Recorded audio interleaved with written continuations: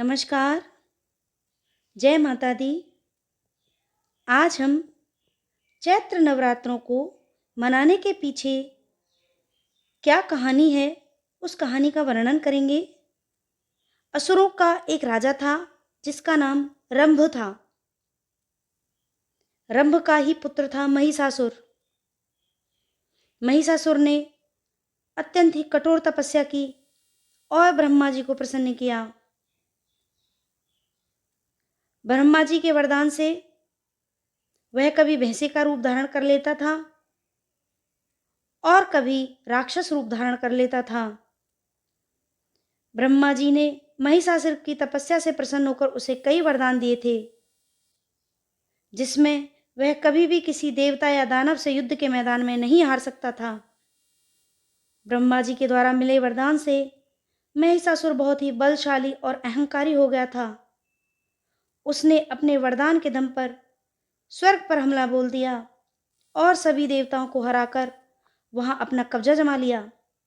यहाँ तक भगवान शिव और भगवान विष्णु भी उसे युद्ध में नहीं हरा पा रहे थे, क्योंकि उसने ब्रह्मा जी से वरदान मांगा था कि कोई भी देव या देवता उसको ना हरा सके युद्ध के मैदान में। जैसे जैसे दिन निकलते जा रहे थे, दिनों दिन महिषासुर की शक्ति बढ़ती जा रही थी और उसका आतंक तीनों लोक में होने लगा था। सभी देवी देवता और मुनि उसके तांडव से परेशान हो गए थे। तब भगवान शिव और विष्णु ने सभी देवताओं की सलाह लेते हुए एक ऐसी योजना बनाई जिसमें एक शक्ति को प्रकट किया जो महिषासुर का वध कर सके। तब सभी देवताओं ने एक साथ मिलकर एक तेज के रूप में शक्ति को प्रकट किया। सभी देवताओं की शक्ति एक जगह आकर एकत्रित हुई और उससे एक आकृति उत्पन्न हुई।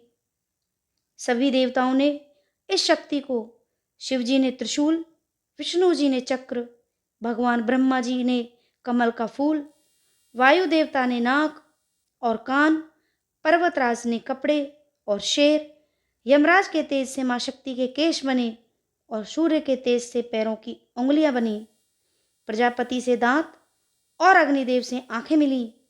इसके अलावा सभी देवताओं ने अपने शस्त्र और आभूषण दिए। सभी देवताओं के तेज और शस्त्र पाकर देवी प्रकट हुई, जो तीनों लोक में अजेय और दुर्गम बनी। युद्ध बहुत भयंकर और दुर्गम होने के कारण इनका नाम दुर्गा पड़ा। शक्ति रूपी मां दुर्गा और महिषासुर के बीच 9 दिनों तक युद्ध हुआ। फिर 9वें दिन मां दुर्गा ने महिषासुर का वध किया। सभी देवी देवताओं ने मिलकर मां दुर्गा का बहुत ही बड़ा स्वागत किया और उनका बहुत धन्यवाद किया।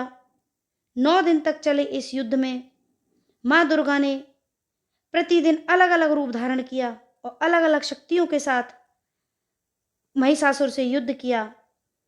और अंत में 9वें दिन जब महिषासुर का वध किया, तो उन 9 दिन के युद्ध के कारण माता ने जो 9 रूप धारण किए थे, उन 9 शक्ति स्वरूपों की पूजा होती है।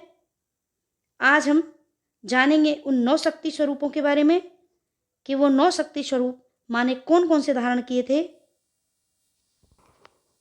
पहले दिन मां ने शैलपुत्री का रूप धारण किया। दूसरे दिन मां ने मां ब्रह्मचारिणी का रूप धारण किया।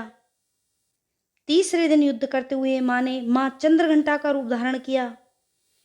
चतुर्थ दिन मां कूष्मांडा बनी। 5वें दिन मां स्कंद माता। 6ठे दिन मां कात्यायनी बनी।